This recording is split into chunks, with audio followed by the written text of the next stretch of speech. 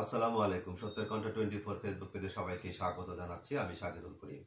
আজ বৃহস্পতিবার 13 নভেম্বর।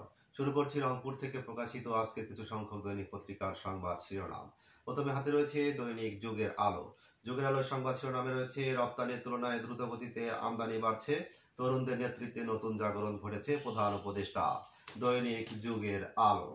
দৈনিক বাংলার আলো সংবাদ শিরোনামে রয়েছে নির্বাচনের প্রস্তুতি নিচ্ছি, যা জাতির জন্য ঐতিহাসিক মুহূর্ত হবে, প্রধান উপদেষ্টা।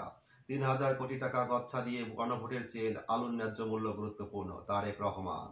দৈনিক বায়ান্নর আলো। দৈনিক দাবানলের সংবাদ শিরোনামে রয়েছে জনমনে আতঙ্ক, স্বনিরাপত্তা নিশ্চিতের প্রস্তুতি কি হতে যাচ্ছে আজ। নৈরাজ্য সৃষ্টির অপচেষ্টা রুখে দিতে প্রস্তুত সরকার। আগামী নির্বাচন হবে জাতির জন্য একটি ঐতিহাসিক মুহূর্ত, প্রধান উপদেষ্টা। ৩,০০০ কোটি গচ্ছা দিয়ে গণভোটের চেয়ে আলুর ন্যায্য মূল্য গুরুত্বপূর্ণ, তারেক রহমান। দৈনিক দাবানল। দৈনিক মায়াবাজারের সংবাদ শিরোনামে রয়েছে সংকীর্ণ রাস্তা, সুফল মিলছে না ভাসানী সেতুর। নির্বাচনের প্রস্তুতি নিচ্ছি, যা জাতির জন্য ঐতিহাসিক মুহূর্ত হয়ে উঠবে, ডক্টর মোহাম্মদ ইউনূস। রংপুরে পুলিশের অভিযানে আওয়ামী লীগ ও অঙ্গ সংগঠনের 4 নেতা গ্রেপ্তার। দৈনিক মায়াবাজার।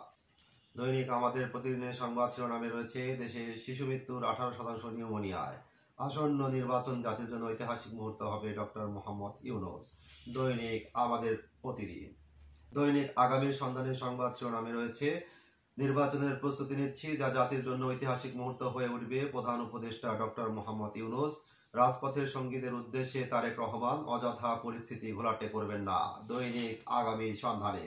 দৈনিক প্রতিদিনের বার্তার সংবাদ শিরোনামে রয়েছে নির্বাচনের প্রস্তুতি নিচ্ছি, জাতির জন্য যা ঐতিহাসিক মুহূর্ত হয়ে উঠবে, প্রধান উপদেষ্টা। দেশের সর্বনিম্ন তাপমাত্রা তেঁতুলিয়ায় 12.6 ডিগ্রি সেলসিয়াস। দৈনিক প্রতিদিনের বার্তা।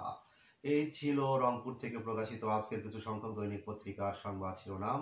নিয়মিত সংবাদ জানতে চোখ রাখুন সত্যের কণ্ঠ 24.com ও সত্যের কণ্ঠ 24 ইউটিউব চ্যানেলে।